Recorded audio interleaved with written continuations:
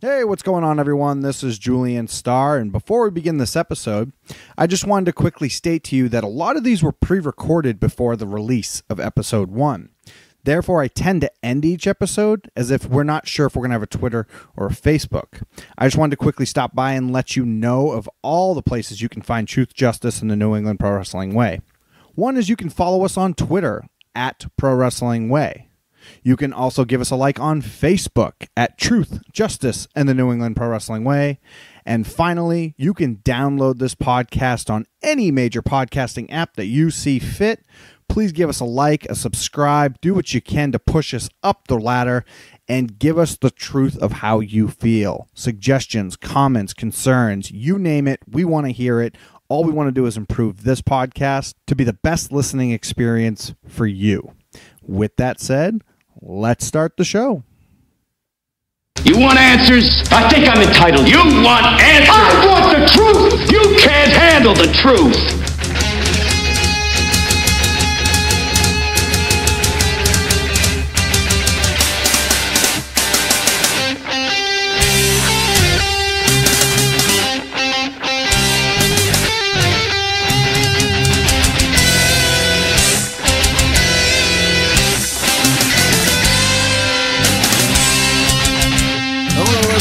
Thank you once again for joining us for Truth, Justice, and the New England Pro Wrestling Way. My name is Matt Spectro, a.k.a. Tarzan Taylor, and this is the show talking about all things New England Pro Wrestling.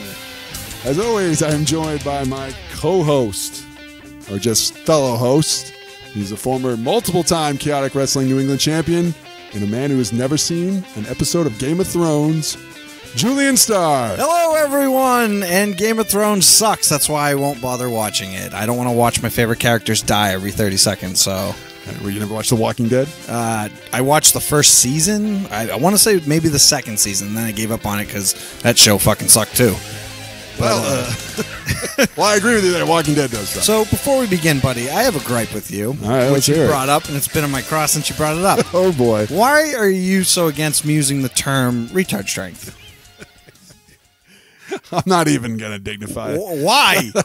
Why? I used it once. If you don't find that offensive, I don't know what to tell you. It's offensive to some people, but it's the world we live in today. Everyone's offended by everything. It's freedom of speech, right? It's America? Technically, yes. All right. So, what's it matter? I'm just exercising my freedom of speech here. Knock yourself out. Let's move on to another subject. All right. We got some fan mail from Did we? last week's episode. It's news to me. It's from a Brian F. Who? Brian F. I've never heard of the guy. He said that Scotty Slade is a twerp, and we were way too easy on him. I don't know who that Brian F. is, but he certainly doesn't like that Scotty Slade. I don't understand why. I heard they were biffles. I heard they were best friends. I don't even know who Brian F. is. How do you know they're best friends? Oh, he told me about his friend Brian F., but I'm not really sure who the guy was. He just told me, that's my best friend. We're going to hang out later and probably go see Impractical Jokers at the casino or something. But definitely not Dumbo. What? Brian F. would never invite Scotty Slade to Dumbo. This is news to me. I don't even know what that means. All right, moving on. This is, I want to thank you all, Podcast Land. This is episode 4. Do you believe we made it to episode 4? No, I didn't think we'd get past episode 1 because you still haven't paid me back for half this equipment. You want to hear it all today? Let's take a break to give some shout outs and thanks for all the people that have helped us get here. First, want to thank my lovely wife, the woman, the most important person in the world, Jamie, for supporting me on this endeavor.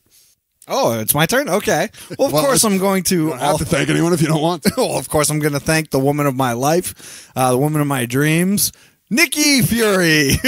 No, it's Susanna Wick. She is my life, and I love her to death. She supports me in everything I do. That's including gaining tons of weight.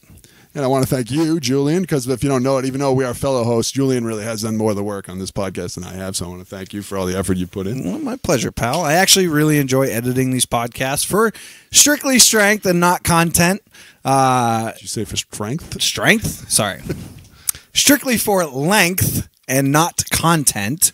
We basically just edit down the spaces and time, but we do not cut any verbiage. So what is said is live, and it will not be edited out. I also want to thank Jamie Janikowski, who kind of helped us, gave us some advice, pushed us along the way. On that he did. Getting us started. Jamie definitely helped us out and gave us a couple pointers, but realistically helped us structure this in our first episode. And I also like to thank Brian Malonis, the Kingpin, and Michael Crockett, first person who ever put me on a podcast, kind of got me started on the journey to getting us to this podcast. Yeah, you have to thank Malonis for two things. One, he helped us get on this journey of podcast, and two, he was your junior booker. So you should be thanking me. That's true. That's true. All right. Everyone's excited to get to this week's topic. Or is it bi-week? I don't know. But this episode's topic. Yes, this episode.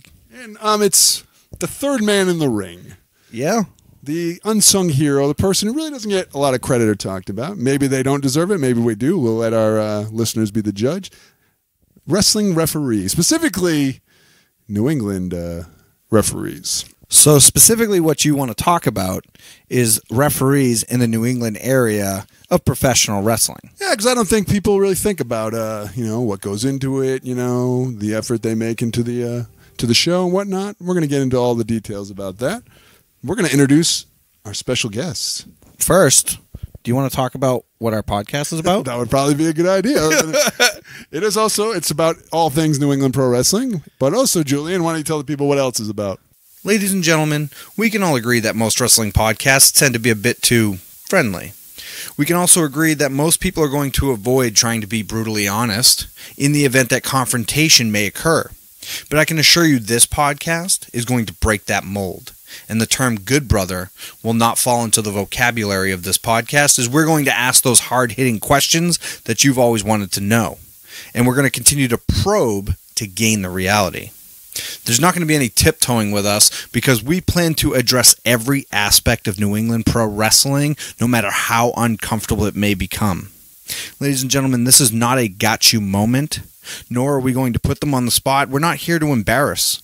We are simply here to deliver truth and justice in the New England pro wrestling way. All right, and as I said, I want to introduce our guest. He is a referee for NEWA, NWA New England, Chaotic Wrestling, Front Row Wrestling, Lethal Pro Wrestling, Lucky Pro Wrestling, NWA On Fire, EWA, and he's the co-host of the wrestling podcast about nothing, the one, the only, New England referee, Michael Crockett. I really thought it was going to be longer. You really built this up as like this huge introduction. You just... You didn't even give me all the names. We talked about Beyond Wrestling. We talked about what's the other one there? The other one? Oh, Ring of Honor. Well, Ring of Honor is not really a New England promotion, so I kind of felt the need to admit it. Okay, I feel like it is. They wrestle in the. Well, no, you're right. They're kind of more Philly, New York-y, and all that jazz. Well, we want to thank you for joining us today, Michael. Yes, thank you, and thank you for thanking me earlier as well. No problem. I'm happy to set you guys. I mean, you too, Julian. I think you first appeared on the wrestling podcast about nothing, if I'm not mistaken. Yes. And I was happy to, release these two doves and into the world of podcasting. Yeah, I was just going to say, you were a big help to us, and we want to thank you, Michael, but today we're going to roast you. No, I'm just kidding. Oh. We're just going to ask you a bunch of questions about referees in New England professional wrestling. Excellent. I was one of those. Were you? Now, have you ever been the guest on another podcast? This is a first for you. No, I have. I've been a guest on a few podcasts. Okay. With Jamie Janikowski, the aforementioned Jamie Janikowski. All right. So as you know, since you're an avid listener of the show, Of course. we always start with a little softball question. Okay. And at what moment in your life did you decide that pro wrestling was something you were going to take an active part of? Well, one of the moments, the seminal moments in my life was WrestleMania 5. The first show I watched was WrestleMania 4. That was the first pay-per-view that I watched and really got into. WrestleMania 5, I can narrow it down to a single moment where I was like, this wrestling stuff is for me. It was the Rougeau brothers versus the Bushwhackers. And there was one spot in the match, a body slam, that was given by one of the by Raymond Rougeau to Luke of the Bushwhackers. And there was, I think you would call it a vigorous rub on the nether regions. I remember. On the delivery of the body slam by Luke on Raymond. And at that moment I said, I got to get in this business. Changed your life. It certainly did. It just opened my eyes in a number of ways. No, I don't know what it was exactly. I was always a fan of wrestling. Like I said, started watching WrestleMania 4. Really was the show that really got me into it. And I started going to independent shows in the early 90s, like 91. I started going to Killer Kowalski, was the guy who would basically run these sold shows all over New England. And there was a show that I found out about through the Boston Herald. There was a wrestling column in the Boston Herald. And that's how I got to my first independent wrestling show, which I was unaware of independent wrestling before that. I think it was 91 or 92. But I got to Gardner, Massachusetts. Gardner, Massachusetts was where the show was. And there were guys like Tony Roy on the show. There were guys like Perry Saturn on the show. There was Perry Saturn versus Superfly Jimmy Snuka in the main event. Whoa. Is a classic in the making. But after that show, we met up with Tony Roy. And we talked to him. We hung on after the show and started talking to Tony. And he was like, you guys were great because we were like leading the crowd basically in chants and stuff like that, and the crowd, we were kind of helping orchestrate what was going on with the cheers of the fans in the show. So the wrestlers noticed that, and Tony noticed that, and said, you guys. It was me, let me just say, it was a group of us that went. It was myself and two guys that ended up getting into wrestling, which was John Rodale and Steve King. And we were all there. And so they were encouraged by Tony to go to the school. I was only 17, I think, and you had to be 18 to sign up at Kowalski's. But it led to Steve and John going to Kowalski's school, and then they would get booked on Kowalski shows, and then I would go with them. And I would also go to Kowalski's school with them, and on occasion I would get in the ring and be the referee. I never signed up for Kowalski's school, but I was fortunate enough to get in there and referee, and I always had that in my mind that that's what I wanted to do, because I'm not really I don't like being the center of attention, but I think being the referee, you're the closest you can possibly be to the attention without being the center of attention. So that's kind of how I... Did you want to be the referee because you are a huge fan of confrontation? Let me see. Oh, you don't have a... I thought you were reading something off the... No. The screen there. Yeah, well, I like to diffuse confrontation. That's what a referee is all about. Right, Tarzan? I agree. Just like the Tour of Asia, when that went down in Maine, you went and diffused it. You didn't run out of the locker room? No, I didn't run out of the locker room. I just went to get something out of my bag. A knife. Okay. I went to get a knife out of the bag to confront this person. Right. As long as we're all on the same page. We're jumping the gun here. The guy, I asked one question, true. He's answering like 6 questions. Oh, I'm sorry. Good. I'm sorry. It's all right. No, it's interesting stuff. No, I'm used to doing this podcasting stuff. So, yeah, that's my question was, why reffing? That's what I was going to ask you, and you kind of answered it a little bit, but because most people are like, I want to be a wrestler or even a manager, but, why did reffing, did it draw you? Was that your intent, or did it just sort of you stumbled into it? Because that's what it seems to be the way you described it. I wouldn't say I stumbled into it, but I never really fancied myself as an athlete. I was never, I did... I failed at a band, so I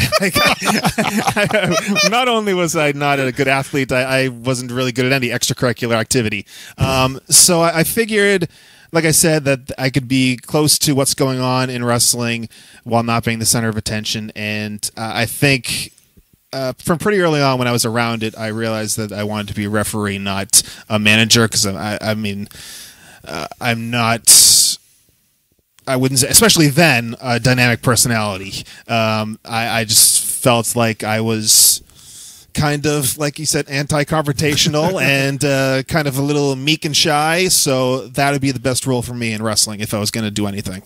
So you said that you never actually signed up for Kowalski School, but you actually got into the ring and was able to ref, you just literally wanted to do it and they just gave you the opportunity for free? You didn't actually have to pay for any tuitions or anything like that? Well, I never got on to Kowalski's shows.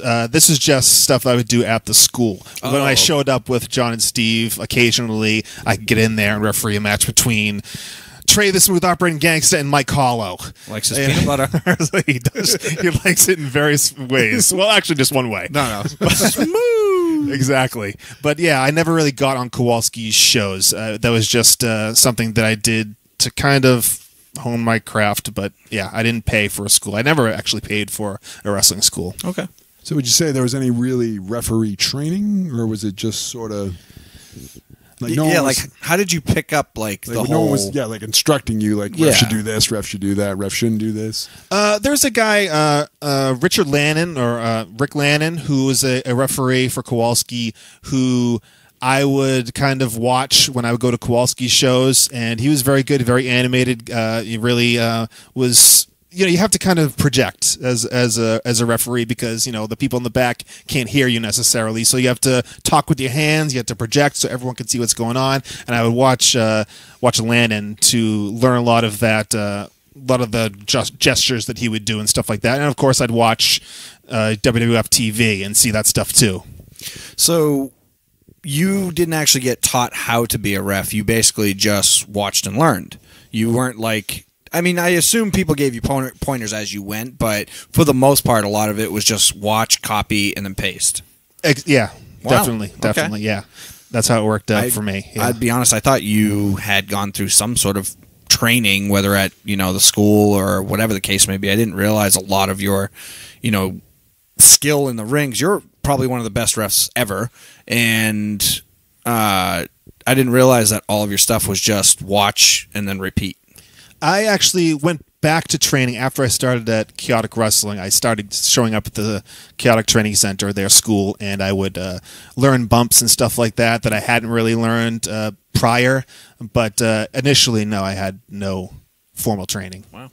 So is there a moment where someone says, hey, kid, we need a ref, and then, boom, you're doing your first actual show? Yeah. I went to at some point I went to Sports Authority and got a referee shirt just in case, and I had some slacks that I would pack, and I had these awful bright yellow knee pads that the Logans and Chase still ask me if you got the yellow knee pads in your bag, because occasionally I'd wear them at the school, but I decided to wear. I wore those the first time and that was it. I never wore knee pads, but I would pack these things in a bag, and just on occasion that someone maybe didn't show up, that maybe they'd give me a shot. And it was Century Wrestling Alliance, which later became NWA New England. It was run by Tony Rumble, who passed away in 1999. So I just found out he passed away at 43, and I'm 43 now, so that was a little weird. Yes. So I showed up to this show, Century Wrestling Alliance. Of course, Steve and John were booked on the show. I would still follow them around. I actually had this big camcorder that held a VHS tape, and I would a portable television studio.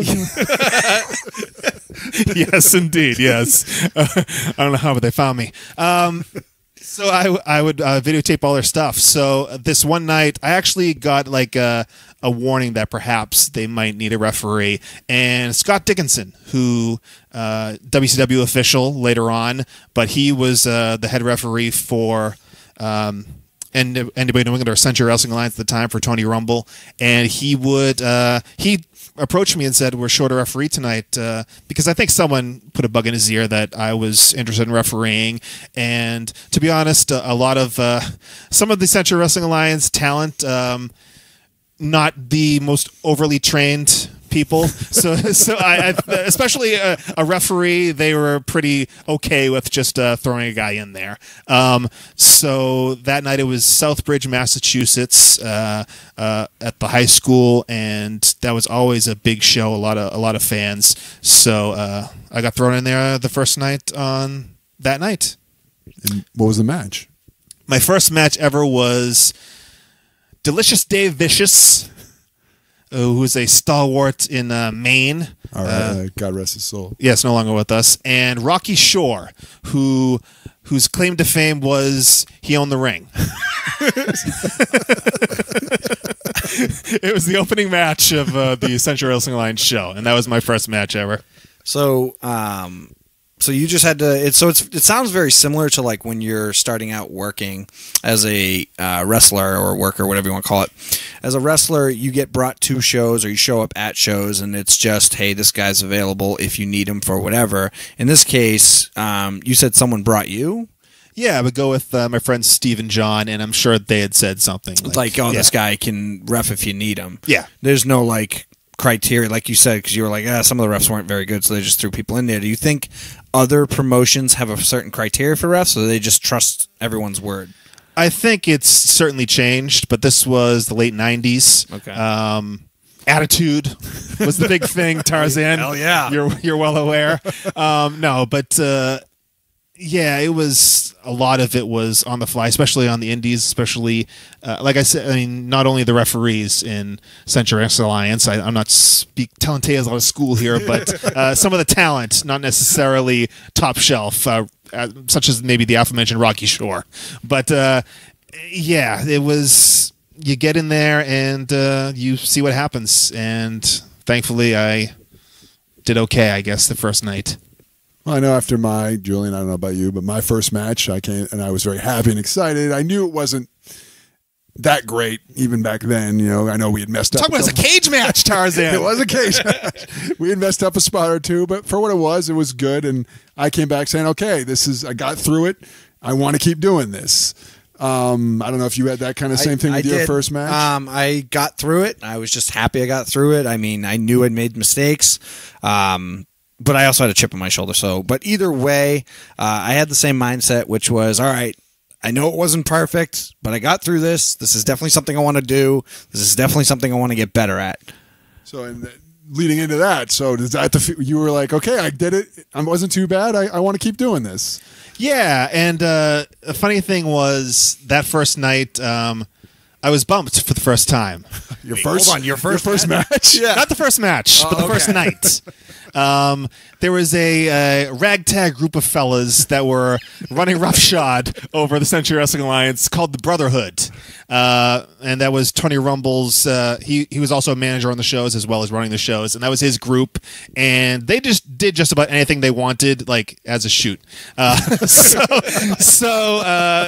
the match was happening. It was Eric Sprazier versus somebody, and Eric Sprazier decided to cold cock me, but not he was safe with it, but he just literally backed me into a corner and like work punched me in the jaw, so down I went.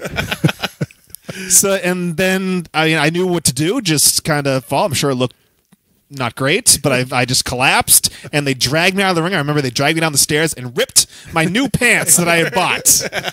What? Why on earth would you do that to a guy who's just reffing? They don't even.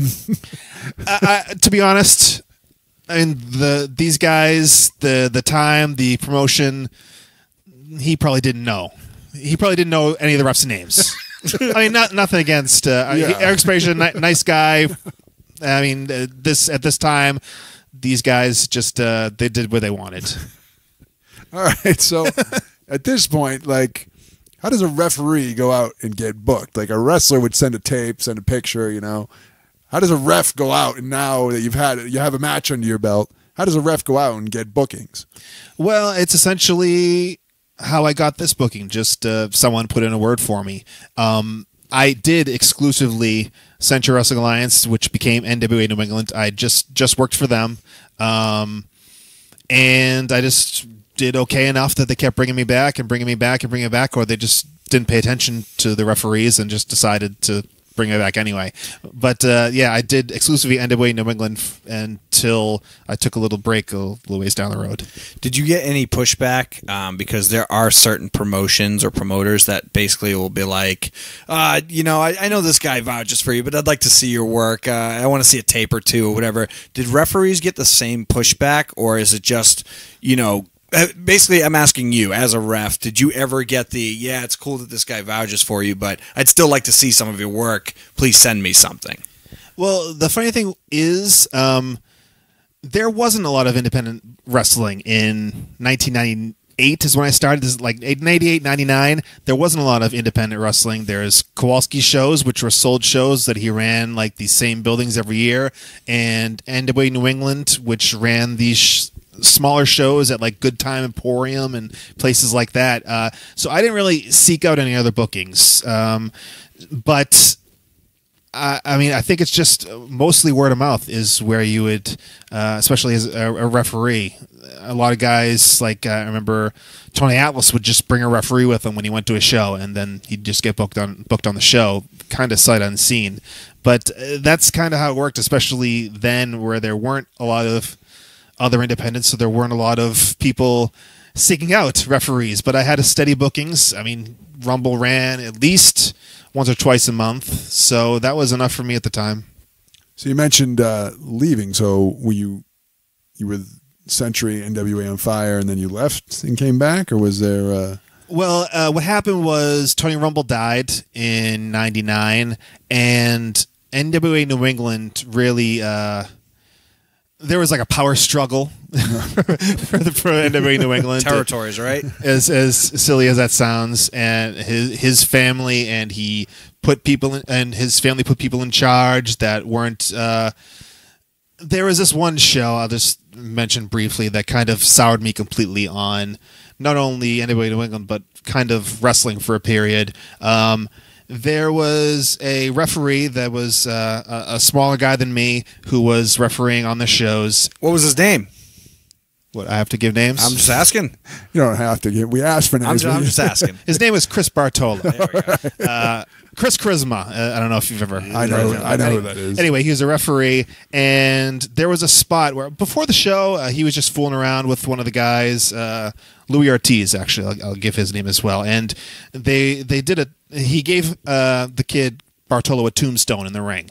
Just just what you do when you're playing around before a show, I guess, right? So they did tombstone. They did that, and then during the show. This match right before intermission with Louis involved, and Bartolo was the referee. And I'm not sure if they called it or not, but this, I'll just say, NWA New England being NWA New England, Louis just decided to give the kid the tombstone again during the show. This is how it worked, Tarzan. I had to be deprogrammed a bit after my stay in NWA New England. But he tombstoned him, and after that happened, I ran out, like, oh, I guess there's a ref bump, another unscheduled ref bump. So I always had to be at the ready, Tarzan and Julian, because you never knew when an unscheduled ref bump was going to happen. So I slid into the ring and, went to go move him or something like that. He goes, I can't move. I can't move my arms and legs. And I was like, what do we do? He's like, I can't move my arms or legs. And he's like scared out of his mind. I'm like, what the hell do we do? And we're heading into an intermission, and we gotta okay, how do we? We're not supposed to touch him, right? We gotta get like an ambulance here, and thankfully it's intermission. We can stop the show for a while. I mean, I don't know about selling stuff or whatever, but the thing that really soured me completely was the kid was in the ring, motionless, paralyzed, and they had to be Polaroids at intermission, Tarzan. You need the ring, Julian, to do Polaroids. Oh my God. A wrestler came out. I said, he can't move his arms and legs. The wrestler picked him up, slung him over his shoulder, walked him to the back, sat him in a chair so he could sell his Polaroids at intermission. Jesus Christ. And I was like aghast. That was your first real peek into the real life of professional wrestling. Yeah. All right, this piece of garbage can't do anything. Get him out of the ring. He's wasting money. And he's sitting in a chair there, like slumped over, kind of.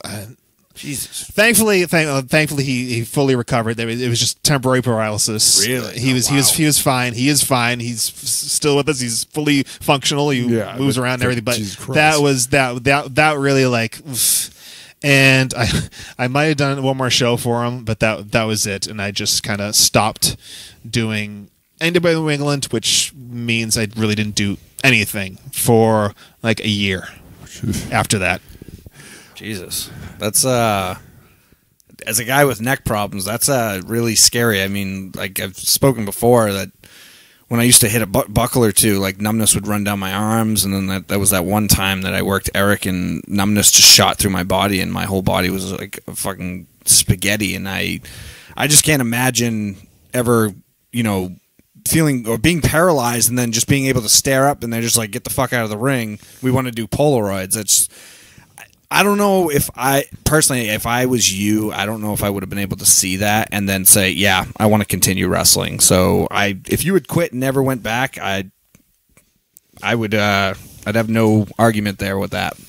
Yeah, it was a pretty toxic environment, especially after Tony Rumble died. It was pretty toxic. And the funny thing was that Tony kind of held all these different wrestlers together, all these different groups of people. And once he passed away, that's when everything started splintering off. And then there were more independent promotions popping up, like Sheldon, who was working for Tony Rumble, opened up his promotion, and like he had Scott Dickinson with him, and like Knuckles Nelson went and opened up his promotion. So things started really opening up after Rumble died, but I wasn't taking part in any of it really. And is there this is kind of, I don't think we've ever been like so stunned silent. Yeah, I was. Did there something that made you come back, or? I went to an independent show. I think the cat's kind of out of the bag on this one because I think he's talked about it. But I went to an NECW show. Actually, I was called when NECW first started to be one of the referees. I think Scott Dickinson called my parents' house pre-cell phone days to ask me to referee for NECW. They're just starting up, and I politely declined. But I did make it to an NECW show a little ways down the line, probably at least like 6-9 months later, and Rich Palladino was there as a fan, kind of watching the show, because this show had John Cena on it. It was John Cena versus Frankie Kazarian. Okay, I remember that show. Yeah, you were on the show. I was on that show. Yeah.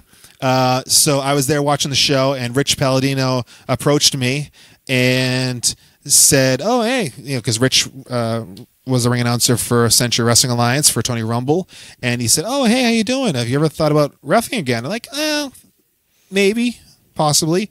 And he said, I'm the talent coordinator for Chaotic Wrestling, a new promotion.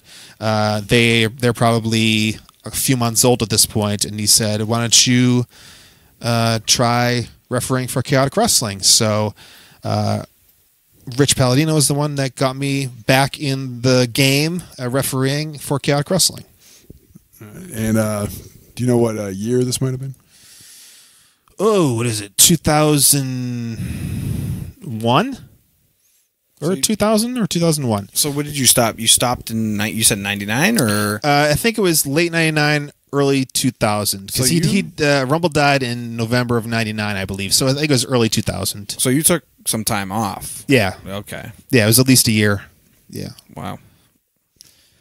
Yeah, I'm sorry. The subject just kind of, just real quick. Took some wind out of our sails. Yeah, it really did. Sorry. No, it's just I've never heard a story like that, and I've never heard that story particularly. So, I mean, like you said, I know wrestling can be a toxic environment, and I know that there's a lot of negativity and stuff, but again, it's this whole brotherhood thing that's preached and the love and whatever, but to see a lack of care for someone's well-being, knowing that this person could have been, subjected to a wheelchair for the rest of their lives is just, and then just the lack of care for his health, just it genuinely like puts me in shock. Just to play back on injury, do you have any kind of feedback, not feedback, but advice? Do you have advice for any kind of referee that may deal with any kind of injury situation in the middle of a match? I mean, these days it's, you basically call the match right there. But when I was first coming up, it was, you try to finish the match. I remember a situation, the early days with Chaotic Wrestling, where there was a young kid who's probably 13 or 14 years old, having his first or second match under a mask, and he was wrestling one of our top guys, just basically supposed to be a squash to get the top guy over, and he clocked this kid really hard in the head, and the kid was out cold. It was hard to tell. He's wearing a mask, so it was hard to communicate with him, and I let the match go on, even though the kid, he was not in the right place. It was hard to communicate with him. He didn't really say anything to me as I tried to communicate with him. So the wrestler just basically picked him up and hit him with their finish, and he was like, almost limp. So that was a time where the mindset was finish the match, and I felt terrible afterwards because this kid was knocked silly, and I let him take another bump. And but in modern wrestling and independent wrestling these days, from the WWE on down, it is basically once you realize something's wrong, stop the match, throw it out, and get help out there. But I've had occasions like that where it's taken a second, and those are some of the regrets I have, where like I let guys, take another bump when they don't need to, especially when they're effed up. And I assume, like, as a referee, you kind of have to assume that you're going to have to be willing to take the heat, because if you do have to throw out a match, you know how stubborn wrestlers can be. If you throw out their match that could potentially be 5 stars because you're trying to protect one of them, you have to be willing to take the heat that's probably going to come from probably the healthier person, yeah? Yeah. Especially back then, it was it's finish the match or else. Yeah, and guys get very passionate. Some guys more than others, very upset if something doesn't go exactly as they planned it. If I have to go over strong in my match. That's what I was told. That's what I want to do. And if something disrupts that, then people get upset, and people have gotten upset, and you got to do what you got to do, basically. All right. On that note, we as much as we love honesty and drama on this show, I'm starting to get a little depressed here. So we're gonna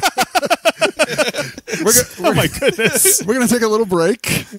Tarzan's going to kill himself. And when we come back, we're going to try and lighten up the mood a little bit, have some more fun with New England referee extraordinaire, Michael Crockett. Please don't go anywhere. We'll be right back with more truth, justice, and the New England Pro Wrestling Way.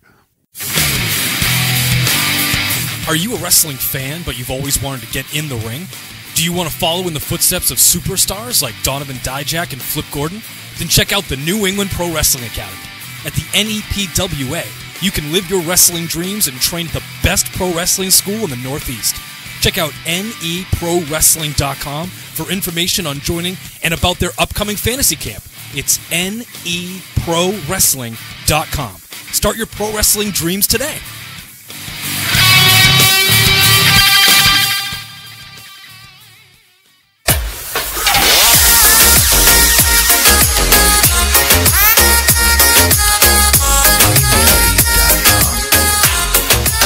And we're back to Truth, Justice, and the New England Pro Wrestling Way.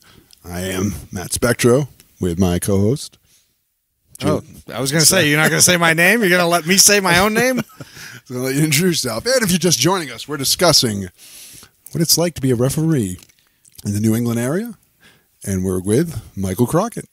Yeah, so going to be much peppier on this segment, Tarzan. Yeah, after the break, before the break was just like a complete downer. And it's not to say your story was a downer, but goddamn, a story about someone being paralyzed and then being hucked out of the ring so you can make money is just fuck. Okay, let's get past that. I'm hoping we can move on. Sorry, I'm just gonna like be in my nightmares, but it's about gumdrops and rainbows and stuff. All right, let's make this podcast fun.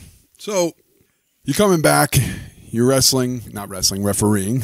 Would you say, you see this is common with wrestlers, but is there ever a point where referees like getting heated, thinking that you're coming in to steal their ref spot? You know, like are you getting heat with other refs when you're coming into places and that? Occasionally, yes. There are some referees who take themselves quite seriously. I try seriously? not to. Perhaps. Yeah. There are some guys.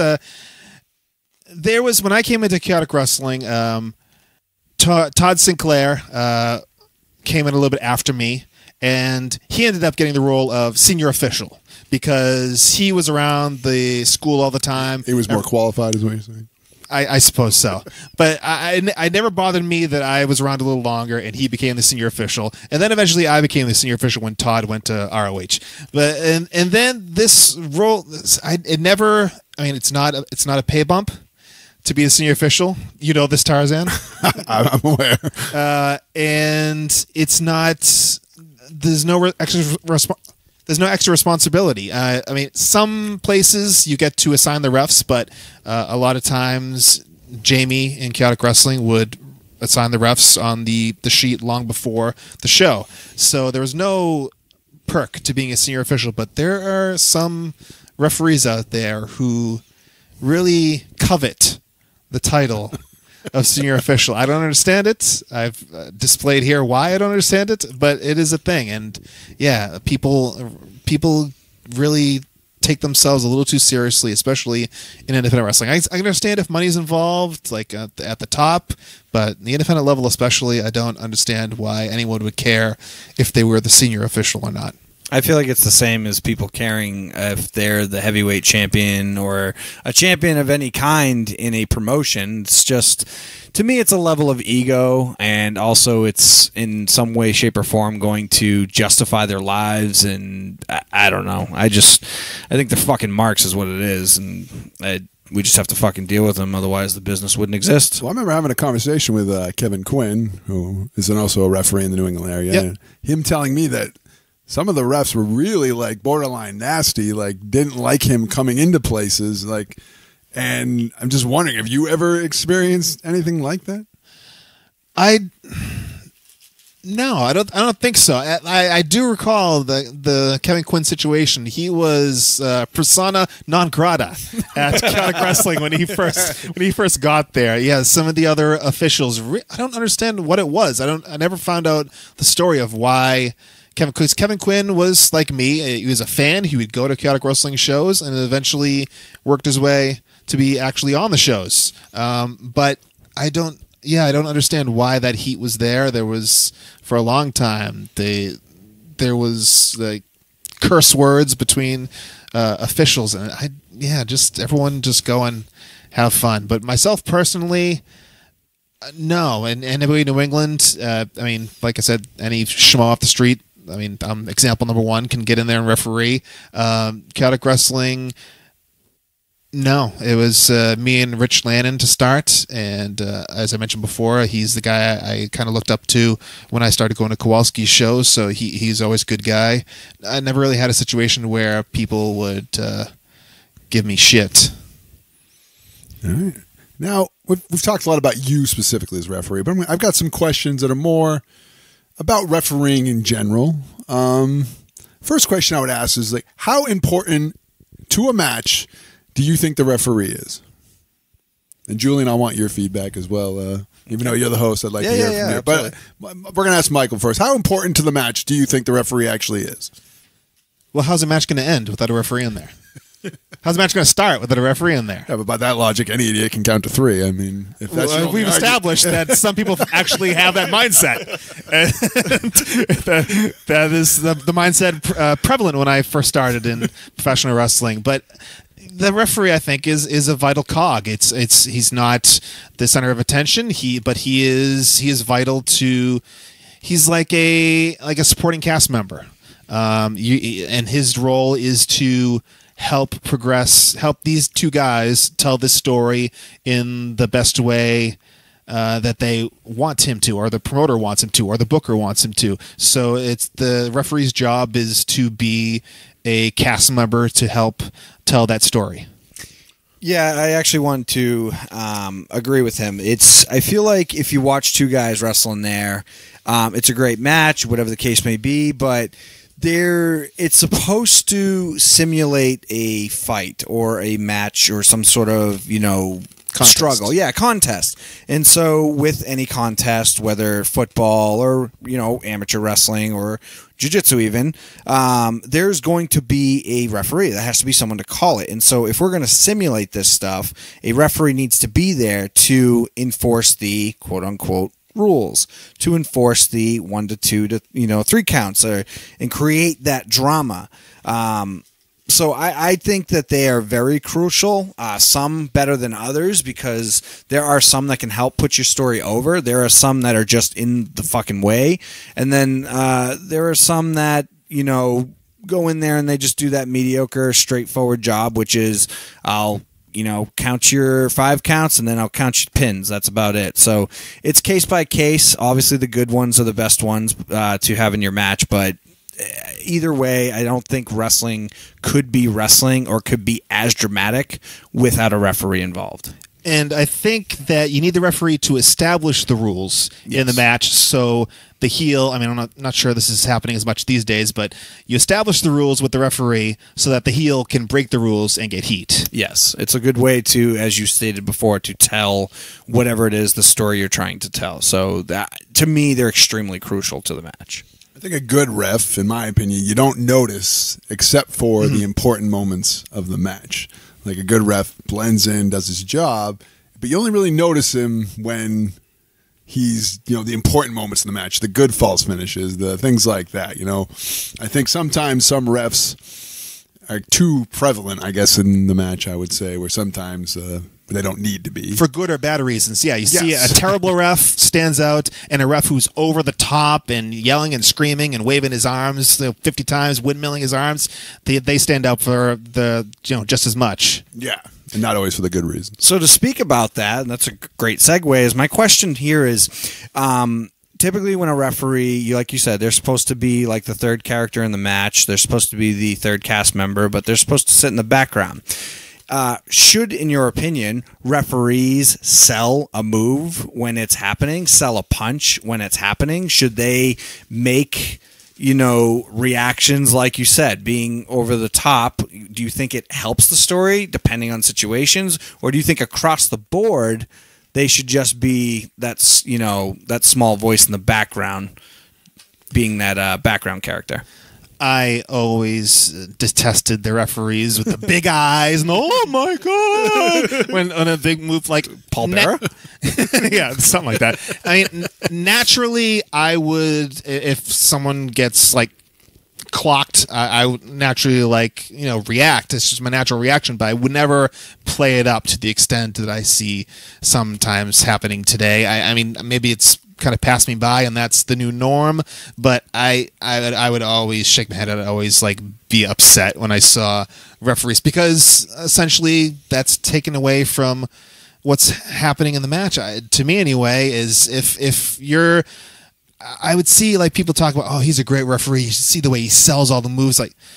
If you're saying that he's a great referee, he sells the moves, it's taking your attention away from the main players, the wrestlers. And I think being over the top like that hurts more than it helps.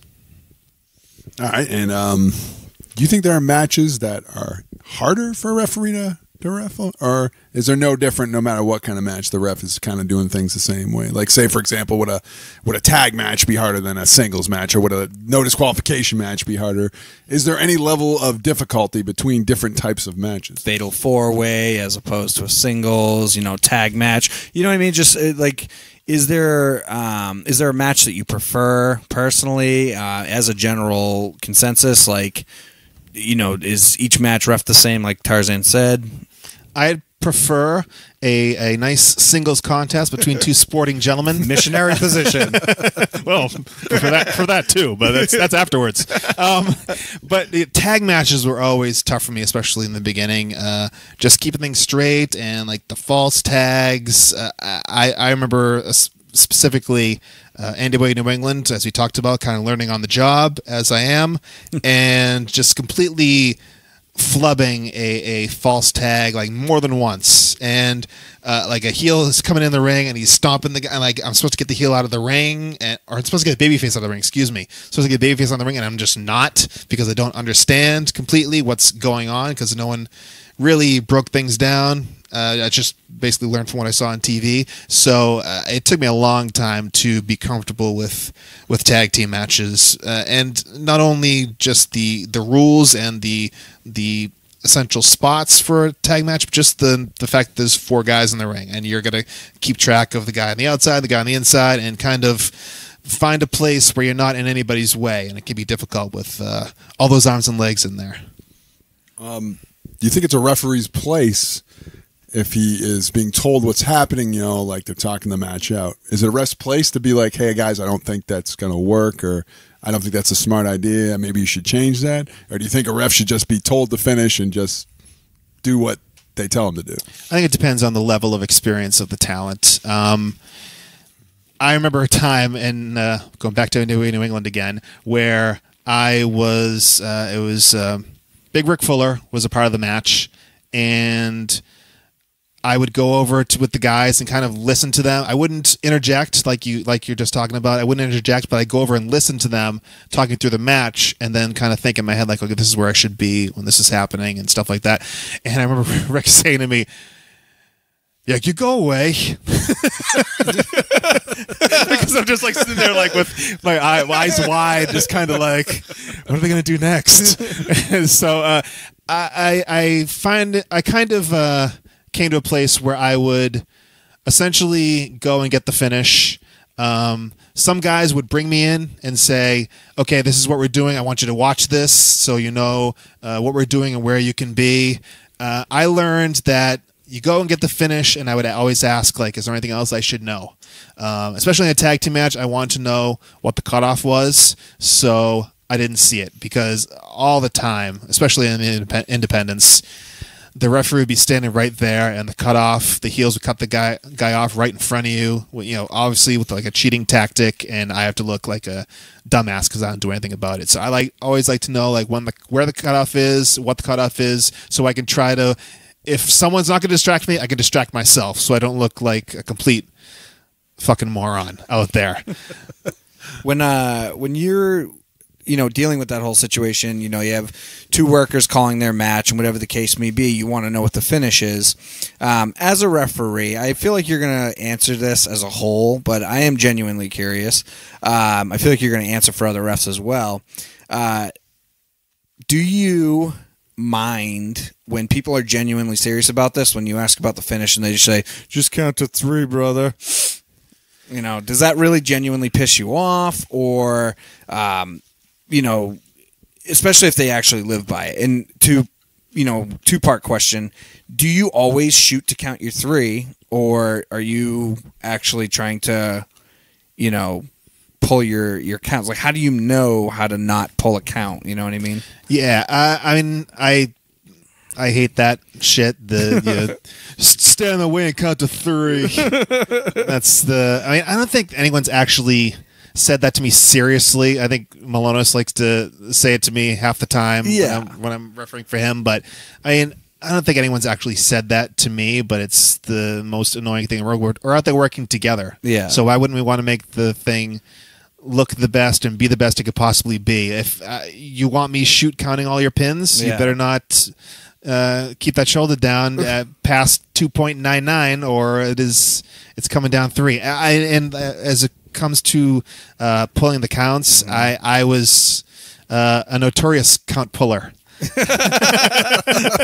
I would all. I mean, I knew what the finish was. I would 1, 2, and there were some times where guys. Arch Kincaid was a notorious 3.1 kick out guy, and people would, the fans would be like, "Hey, that was 3," but. I'm just out there. I'm trying. I'm trying to be a part of this. I'm not trying to be the story. And I hate it when when fans would call me out because I ended up being part of the story. And that's what I want to be, is like you said, that one that fades into the background.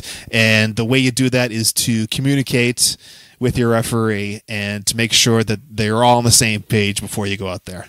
So I guess it's safe to say you don't like refs having spots and doing antics and things like that. Like a ref does a house show dive because everyone's done a dive and the only person left is maybe the referee. That must be one of your favorite things to watch, no? Or choke slams. Referee gives a choke slam. That's always my favorite. No one's ever booked that, right, Tarzan? Yeah, I'm not as uptight as I used to be, especially I'm not really doing it anymore. But I mean, just go out there and have fun, I guess. But when I was refereeing, yeah, I really disliked, especially because a lot of referees, you get the feeling that they have aspirations to do something more. I was always a guy I wanted to be a referee, and that's what I wanted to be. And these guys that want to do more, they want to have these spots, it's just basically they want to be a wrestler, and they're too afraid, or they just have no athletic ability. That might be it too. That might be it too. But yeah, I really despised the referees that had spots and did dives and gave choke slams. But to each their own, I guess. To each their own. Do you think referees should confront wrestlers if they happen to, whether accidentally or intentionally, bury the referee or put the heat on the referee? Do you think they should address the workers and let them know, like, You're talking about backstage after the match? Yeah, after the match. Do you think they should, smarten them up, or do you think you should just let it go? I'm a big fan of make them aware so they can learn. So, yeah, I mean, with some guys, the more veteran guys, you're not going to be able to walk up to them and tell them, hey, you did this. But for the younger guys, the guys that are still learning, that will actually take the feedback and maybe do something with it, you have to kind of, let them know that, yeah, you made me look like a dickhead out there. And the fact of the matter is, if I'm the story of the match, you're not the story of the match. So I don't want to be. The last thing I want to be as a referee is the story of the match. So make me aware of these things, like that. Let's work together so I don't end up being sticking out like a sore thumb and taking away from what you guys are doing. And the reason why I ask that is because I personally, after matches, I don't know about you, Tarzan, but I've never had ever in my career a referee come up to me after and give me any kind of feedback, ever. Like, I really can't remember a time, even with you, I can't remember a time where someone said, like, don't bury me or don't do this or any kind of feedback whatsoever. And you can learn from anyone. So did you ever get a referee to give you any kind of feedback, Tarzan? Oh, yeah. Actually, Matt Bennett gave me some feedback once, but it was more about my persona and my character, which I have nothing against anyone saying that to me. So it's not like an issue if I was upset about it. Okay. Anybody can have an opinion who's in the business about what I'm doing. I welcome it. It doesn't mean I have to listen to it. It doesn't mean I don't listen to it. I'm just saying that's the only time Matt Bennett gave me some, I wouldn't say advice, but he talked to me about what I was doing. WWE's Matt Sean Bennett, you're talking about? WWE's. Now, let me just ask you something, Tarzan, before you move on. No problem. What was the look on your face after you walked away? What? Did you were you like, what's it, what? Fuck this guy. I guarantee you were like, so why is this guy giving me advice? You know how, like, typically when you have that one guy in a locker room, like, I'll use him just as an example. Like, if Kevin Quinn came up to me after a match and was just like, brother, like, you should have, probably not buried me in the fucking corner. You know those workers that look at these people like Kevin Quinn and they're like, yeah, okay, fuck off. You know what I mean? He's asking you, like, when Bennett gave you that advice where you're like, all right, nerd. No, I'm not above doing something like that, and I'm not trying to babyface my memory on certain things. I think at the time, if I remember, I came up to him and I thanked him for the match, and I asked his opinion of the match, and I think it organically flowed in there. And his advice at the time, he said that there was nothing wrong with it. He said my persona was a little generic, which maybe I didn't think it going in, but when he said it, I said, yeah, you are kind of right. I'm just kind of a heel. I don't have a persona, because I think this was before I was doing any of that other people's gimmicks. You had a great heel laugh, though. Yeah, I did have a great, or the MMA thing. So he was kind of right, actually. I was a bit generic, so I got no problem with it. Yeah, I would have a problem. I'm not saying I would ever not say, hey, fuck this guy, who the hell he thinks he is. But I was talking to him. I was thanking him for refereeing the match. I was asking his opinion. That's different, yeah. Yeah, I'm not a big fan of asking someone's opinion and then getting all pissed off when they give it to you. So I know many that are. So, but what I could see what you're saying about if he had volunteered the information just out of the blue, then unsolicited, it might have been a different story. Yeah, you gotta know who you're talking to. Basically, when you do something like that, if it's a new student, that's one thing. But anyone with some experience, it's gonna be fuck off, ref. Okay. Well, in a way, one thing I want to stand up for refs a little bit. Guys are quick to really yell at a ref for fucking up a false finish or a hot tag. but they're never really quick to apologize when they bury the ref by cheating right in front of them. Does that ever get on your nerves or anything like that? Because I see it a lot where people like they're just like so not even thinking about the ref and they're cheating right in front of them, and it's pretty much, I mean, it's basically the equivalent of Tom Brady like, you know, illegally making a pass right in front of the official and the official can't do anything about it. Yeah. Like, I don't hear them ever apologizing, but they're very quick to bury the ref when the ref fucks up. Well, they're not apologizing because they don't know they did something wrong. Basically, they're not aware enough to know that they are burying the referee when they do. That's 100%. That's what it is. They know when something that they planned out went wrong, but the other stuff they planned out, they didn't consider that there's a third guy in the ring. So they're completely ignorant to that fact.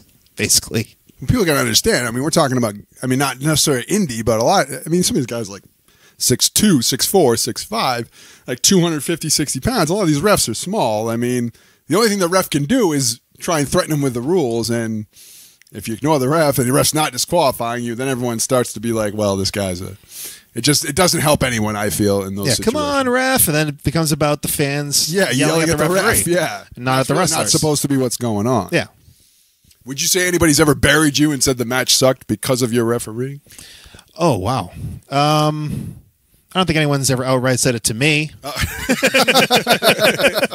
You mean they talked behind your back? They would never do that in wrestling. No, I mean, I was pretty aware of when I had fucked up, and I was always very somber and apologetic after the fact on Suicide Watch, essentially. I've known you a long time. We've traveled to a lot of shows together, and I've known you're borderline Suicide Watch. And sometimes when you are. When you fucked up a finish. I think you fucked a finish up or something happened. I remember being in the car with you. I thought you were going to just jump out of the fucking car on the way home. It wasn't healthy. That's for sure. Is there any, like, in all the talent that you've ever worked with, is there any, like, specific talent that you liked working with more, like, personal, like, names? Like, did you, like, anyone's matches that you really, really liked reffing? And don't say Brian Malonis just because you share a podcast with him. No, I'll never say Brian Malonis. Okay. He's all right. I like the Brian Fury. Okay. Is he a name? You said names. No, not what I. That's not what I mean. New England names. Yeah, he's I guess you could call him a name in the New England area. Yeah, but I mean, like, just like in general, like you could say even like, oh, I liked reffing Danny East matches, or I liked reffing Tarzan's matches. Like, is there a specific talent that you like dealing with? I like Danny E. That was a good one. Thank you for putting that in my head. The Blowout Boys. Yeah, they're a very fun guys, and just like, you know, the guys I was friends with, like you, Julian, and Tarzan, and just the guys that you know very well that you know they're not gonna try to make you look like an asshole. Okay. All right, we're gonna do something a little different. We're gonna play a little game here. Oh yeah, this is different from the other episodes. No, I've heard the other episodes, but you've heard every episode. Yeah, you'll know this is different. And we're gonna name some other New England referees. Oh boy, get your 2 cents on all of them. Let's start with you already mentioned him, Fat Pants Todd Sinclair. A very nice fella, very good fella, and one of the best referees out there. He, like I said, he came a little after me. The one great thing that he did was he trained as a wrestler. So he never attended to be a wrestler, but he trained as a wrestler. So as a bumper, he's fantastic. Even like now, he's gonna be 50 years old now. No, he's not 50, but he's a little older than me. But he's still does fantastic, takes fantastic bumps, and he's always there for everything. And he's amazing. All right, so the next ref, I'm curious what your genuine opinion is on the styles of reffing and how he approaches his matches, his reffing in general. Tony S. Tony S. He's a good choke slam. Tony's he's a good guy. He takes refereeing very seriously, which is a good thing. He hits the mat very, very hard. I don't know how he doesn't hurt himself. How deep are you digging for these fucking answers? Because I can read the bullshit through all of them. No. Tony's a very good guy. There's being a nice guy and there's being a decent ref, and I love Tony S. but I can tell him right now he's not the greatest ref. He's not terrible, but he fucking calls everything like it's a shoot. His fucking 3 counts take too goddamn long, and he's fucking 700 feet tall. That's my opinion, but I feel like you're baby facing here, Mike. Well, no, Tony's a good guy. Like I said, he takes it very, very seriously, and maybe he could stand to not take it so seriously. I'll say that much. Julian answered the question more than you did. Yes. We all share the same opinion. It's just Michael doesn't want to go down that road. All right, Rich Bass. Rich Bass, good guy, somebody who I refed with. Oh, an XWA. That's another promotion that we can add. Let's go back and add that in post. I'll have to redub your intro because I didn't do it good enough for it. And he's a very good guy, very good referee. Really enjoyed work with him. I'm glad he's in Chaotic Wrestling now. And is he the senior official? I don't know. He very well might be. I don't know if you would call him the senior official, but he, I'd say he's probably one of the best refs in New England. In New England right now. He really is, like, because Todd's obviously taken. You're on where are you? Extended hiatus. Thank you. And so realistically, I'd say that Rich Bass is the most experienced, the easiest to work with, and I don't know, probably, like you said, one of the best refs in the area right now. So I really like Rich Bass. I think he's a nice guy. You know, we are asking Michael the question. I know. I'm trying to co-sign here. All right. So we're gonna get into another referee here. Nice guy, in my opinion.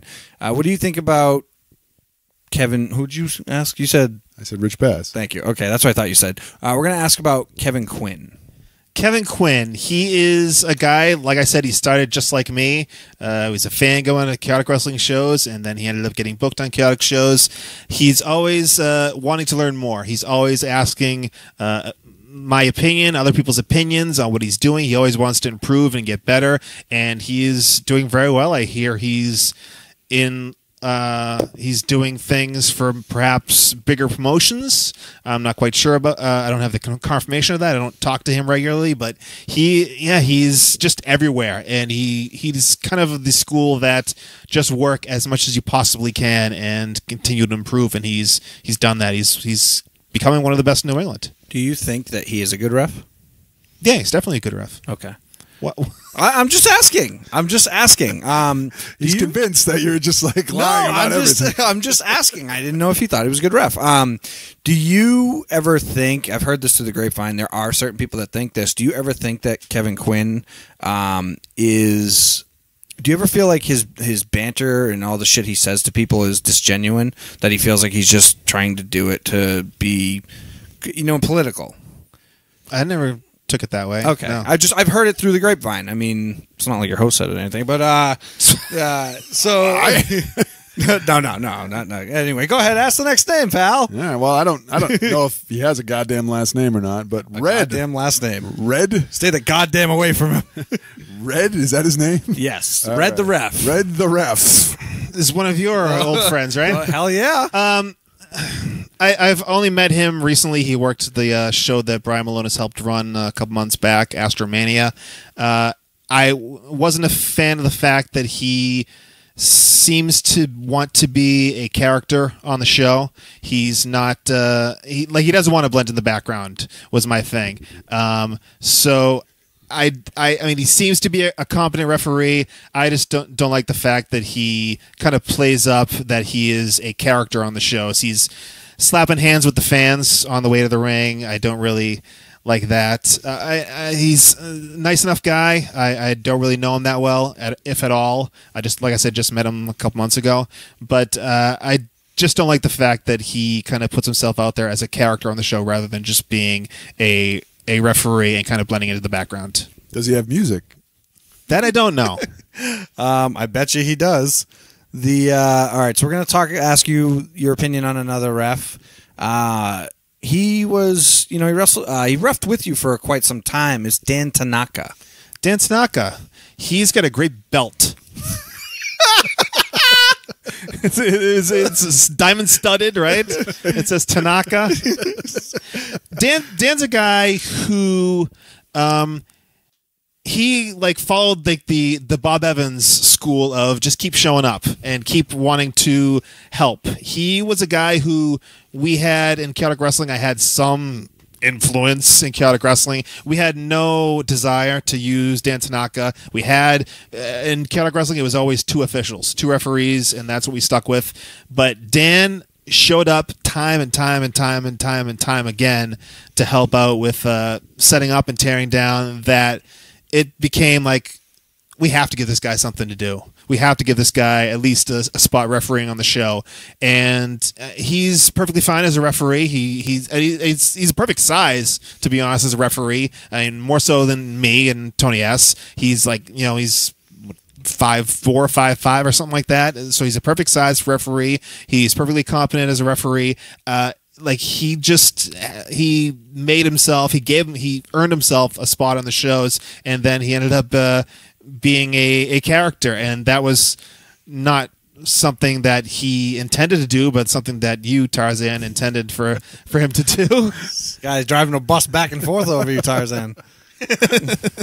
You know, opinion on Tanaka? You've had your 2 cents on every other. Yeah, this is just a venue for you to bury referees. No, I like Dan Tanaka. I thought he was a decent ref. I mean, I never really had a negative opinion about his reffing, so I thought he was a decent ref. All right. Barbara the ref. Yeah. Barbara the ref. NECW senior official. I never met her. I've seen her referee, and she's okay. She's fine as a referee. I haven't seen much of her, honestly. I don't know if she's even still refereeing, but I would see like NECW clips online. I never worked for NECW, but I would see stuff of her online. She seemed a little meek out there, not really like showing her authority. So that kind of detracted a little bit from me. But I don't think she's really bad as a referee. Just need, like I said, been years. I haven't seen anything she's done recently. When I saw her doing stuff, it was like she just needs to assert her authority a little more in there. Crockett, did you ever think about running for office with the political answers that you have? Let's make refereeing great again, Julian. Yeah, apparently. What are you guys, a family? What's your opinion then, Julian? This doesn't really pertain to the little game, but do you guys genuinely hate being called like zebras and stuff? No, it's fine. Right. I don't know. I've heard it before. It just popped into my head. I just was like, oh yeah, I've heard that. And the only reason why I asked is because I don't know what locker room I was in, but a ref got fucking livid. Like, he did not like being called that. He was like, we're fucking referees, okay? Fun, not zebras, or whatever it was. I just remember that happening, and I was like, that was really a big deal. There's like a Facebook group for pro wrestling referees called Zebra Talk. Really? Yeah, shit. Are you the moderator? No, I'm not, but I am in there. Are you the guy that's struggling to say that word? He's the guy who can say moderator. All right. So, why would you say, is there a reason you never became, like, refereeing became your job, your career? To piggyback on that, yeah, I have how come you never, I wouldn't say aspired, because I assume you had the aspiration to do so, but, like, this is going to sound like I'm kissing your ass, but you genuinely were like the guy that I was always just like, why did he never get signed? And I know you covered this on your podcast, but it's just like, why? Like, what was it? I think essentially it was my own fault. I had been to TV a number of times, one time specifically to WWE TV, I should say, right after Earl Hebner was let go. And they specifically said, bring me referees. So when they went to Jamie to ask him to, for guys, bring me referees.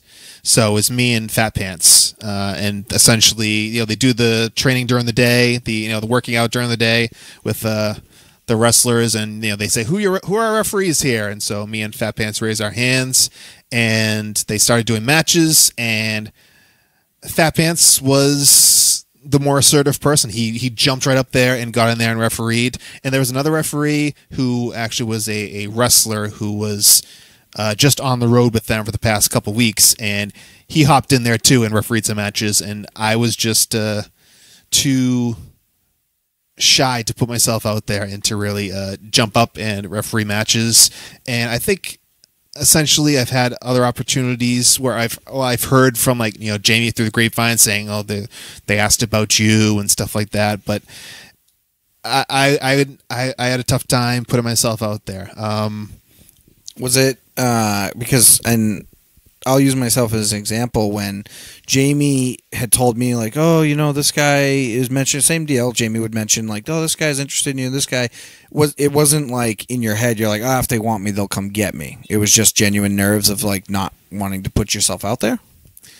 Kind of a mixture of both. Okay. Yeah. I had that problem. I just told myself, I was like, when they want me, they'll come get me, which was my mistake. So I didn't know if you had the same deal. Yeah, and also, too, it's like, as a referee, how do you kind of put yourself out there? This is prior to the days of everyone was connected and, like, you could sign up. There's an old website like FCW Recruit, yep, where you could put your information. I actually went and did that. Mm-hmm. Before that, like, how do you actually let them know that you're a competent referee? And at the time where I was really looking perhaps to do something like that, they were converting wrestlers into referees. And like I mentioned, that guy who was actually a referee who was on tour with them just to learn, he was a wrestler who ended up being a referee. And that's kind of what they did. Like Danny E, we mentioned before, he's a great wrestler, great personality, but they saw in him a referee. So that's kind of where they were going at the time. So I don't know. I don't know how do you get in there as a referee. And I mean, obviously, I didn't have the wherewithal to really put myself out there. Well, Michael Crockett, honestly, I think this was a very informative podcast. I'll go on record and say that I genuinely think that wrestling missed the boat. I really feel like that you should have gotten signed. I feel like you should have gone on and been on the road and done bigger things. It is what it is. I should have got signed too, right, buddy? Yeah, two of us together. So we're going to go ahead and wrap up the show with this little segment we call the Fantastic Four. It's the same four questions that we ask all of our guests. All right. So I'm going to start off with the first question. Thought there was a rainstorm out there. I'm going to start off with the first question. In your dealings as a referee in professional wrestling, what would you say that you were most proud of? Most proud of? Huh. As a referee, I think I was going to think about something that I did in booking. We're exclusively talking refereeing here. Man, that's out of the window. As a referee, what am I proud of? Just the fact that I mean, guys like you, Julian, saying that you thought I was good enough to be on the main stage. That was good enough for me. I heard from a good amount of people that said, what happened? I thought you're good. What you're one of the. I mean, I hate saying that myself, but it just felt good that people like my peers, the wrestlers, that just in general, I'm proud that they were happy with me and that they thought that I was good enough to do something more. All right. What did you say, if any, what is your biggest regret when it came to refereeing? Like we were just talking about, not pushing more for something more in pro wrestling. Just the fact that I was kind of shy and not putting myself out there to be doing more in pro wrestling. All right, let's fuel the flame here a little bit. Oh boy, here we go. We all, been in professional wrestling long enough to have an opinion, right? I suppose. This is an opinion that some of us don't typically like to share, but you can share this freely. In your entire dealings as a referee in professional wrestling, who do you hate the most, and will you name them? Who do I hate the most? Or strongly dislike? He's been political all night. I'm not sure if he's gonna break that now. Well, there's this guy, Brian Malonis. He's a piece of garbage. He's your best friend. Well, yeah. He's my best friend. It's a dichotomy that's very interesting. The guy that I hate the most, probably that guy that slumped that kid over his shoulder and ran out of the ring. I won't. Do you have a name? I won't name. He's reformed, from what I understand. I haven't really talked to him. Okay, but yeah, I won't name him. I will tell you that we would love a name, but if you do not feel comfortable giving one, it is your freedom to do so, sir. All right, so That's Tarzan? the justice part of our show. Yeah. Oh, it is. You don't have to give the answer. All right, so final question here. What does the future hold for Michael Crockett? Wow. I don't see a regular refereeing stint in my future. I just see more podcasting with the guy that I hate the most, Brian Malonis, on the Wrestling Podcast About Nothing. But in terms of refereeing, I would do stuff for specific circumstances like I have in the past, refereeing some of Brian's matches on the show that Brian Malonis ran a couple months ago. But I don't see coming back regularly to do any refereeing. So the future just holds you being a brand new daddy and living your best life with your wife and your son. Yes, a family man, if you will. Tarzan, you know all about that. I do. That's what I like to hear. And my last question, thank you for doing the Fantastic Four. I think you did a great job. You sure? Do you have any advice for future aspiring referees? This is advice that kind of comes, it's kind of weird coming from me, but Todd Sinclair gives this advice a lot for aspiring referees to go to a wrestling school and train like you're going to be a wrestler. So you can think like a wrestler. And I mean, like coming from me, who just kind of fell into refereeing, it's kind of funny. But I think that's the best way to be a good referee, is to think like the guys out there, think like a wrestler, so you know where to be and what to do, and that's it. Right. Well, we want to thank you very much for being on the show. It's a pleasure Thank to have you. you. Hope you'll come back sometime. That'd be great. Why don't you tell everybody in podcast land where they can find you on social media? Well, I am at Crock Socks, SCROCKSOX, but I really don't use that one that much. I am at the WPAN, more likely. That is the Wrestling Podcast About Nothing's official Twitter account. And you can listen to Wrestling Podcast About Nothing by going to all your favorite podcasting apps, or find everything you want to know about me, about Brian Malonis, at thewpan.com. That is the WPAN.com. And is there a day of the week that you guys release episodes? Is it the same every week? Or is it Mondays. Mondays, all right. And you guys release yours, of course, on Fridays. Oh, okay, Fridays. Great. As an avid listener of the show, you knew that. You knew that of course. You guys will attack the week. We'll attack the weekend. We got it covered. Perfect. All right, Julian, you want to give them social media for us, and I'll try and say that without stumbling next time. Yeah. So again, right now we do not have a page up, but by the time we release this, I'm hoping to.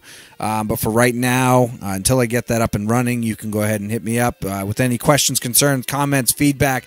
Give me any suggestions. Give us, as a team, guests you want to hear from. You name it, state it. I will not be offended. We'll just block you. It is Julian Starr, it's Julian Starr at Facebook.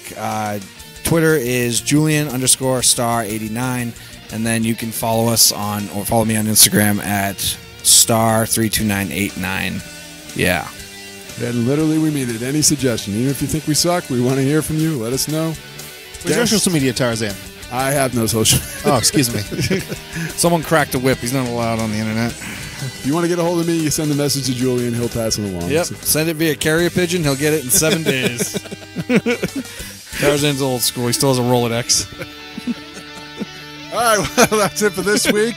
Want to thank you all for listening. Hope you'll join us again on another episode of Truth, Justice, and the New England Pro Wrestling Way.